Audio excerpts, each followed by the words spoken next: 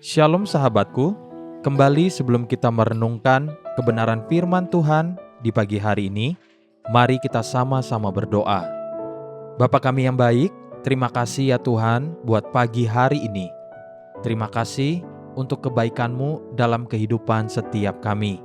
Sekarang kami ingin kembali belajar dan merenungkan kebenaran firman-Mu. Terus tuntun setiap kami ya Tuhan, agar kami dapat melakukan kebenaran firman-Mu. Amin.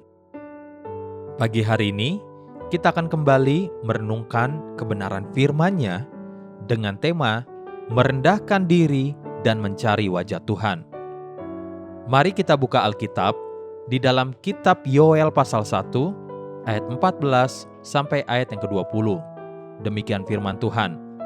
Adakanlah puasa yang kudus, maklumkanlah perkumpulan raya. Kumpulkanlah para tua-tua dan seluruh penduduk negeri ke rumah Tuhan Allahmu dan berteriaklah kepada Tuhan. Wahai hari itu, sungguh hari Tuhan sudah dekat, datangnya sebagai pemusnahan dari Yang Maha Kuasa. Bukankah di depan mata kita sudah lenyap makanan, sukaria, dan sorak-sorai dari rumah Allah kita? Biji-bijian menjadi kering di dalam tanah, lumbung-lumbung sudah licin tandas, rengkiang-rengkiang sudah runtuh sebab gandum sudah habis. Betapa mengeluhnya hewan dan gempar kawanan-kawanan lembu, sebab tidak ada lagi padang rumput baginya. Juga kawanan kambing domba terkejut. Kepadamu, ya Tuhan, aku berseru, sebab api telah memakan habis tanah gembalaan di padang gurun, dan nyala api telah menghanguskan segala pohon di padang.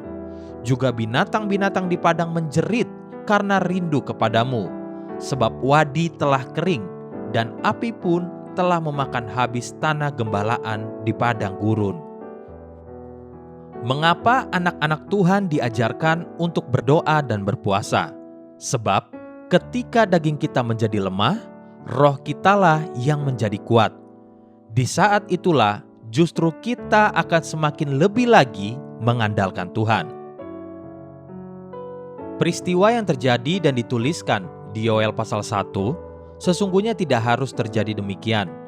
Apabila manusia tetap menempatkan diri benar di hadapan Tuhan dan tidak melupakan Tuhan penciptanya. Keadaan manusia pada waktu itu menjadi begitu egois dan hanya memikirkan tentang kemakmurannya sendiri. Yoel pasal 1 ayat 8 sampai ayat ke-9 dan ayat 13 sampai ayat yang ke-14 bercerita, merataplah seperti anak dara yang berlilitkan kain kabung karena mempelai, kekasih masa mudanya. Korban sajian dan korban curahan sudah lenyap dari rumah Tuhan, dan berkabunglah para imam, yakni pelayan-pelayan Tuhan. Lilitkanlah kain kabung dan mengeluhlah, hai para imam. Merataplah, hai para pelayan mezbah.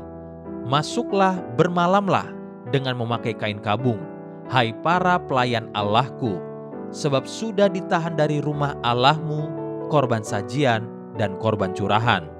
Adakanlah puasa yang kudus, maklumkanlah perkumpulan raya. Kumpulkanlah para tua-tua dan seluruh penduduk negeri ke rumah Tuhan Allahmu dan berteriaklah kepada Tuhan. Tidak ada lagi korban sajian dan korban curahan di hadapan Tuhan.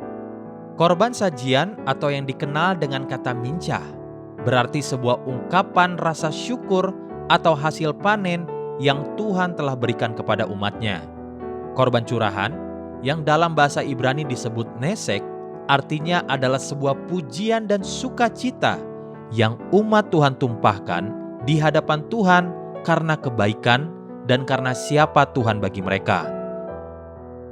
Itulah korban-korban yang hilang dari antara umat Tuhan, sehingga tanah pun menjadi kering kerontang dan kelaparan terjadi di seluruh wilayah Israel. Kemudian Tuhan berfirman, Yoel pasal 1 ayat yang ke-14, adakanlah puasa yang kudus, maklumkanlah perkumpulan raya. Kumpulkanlah para tua-tua dan seluruh penduduk negeri ke rumah Tuhan Allahmu dan berteriaklah kepada Tuhan. Rendahkanlah diri dan cari wajah Tuhan. Dahulukan Tuhan, maka pemulihan akan terjadi. Bahkan bagi tanah di mana kita berpijak dan menerima hasilnya. Haleluya. Sahabatku, mari kita sama-sama berdoa.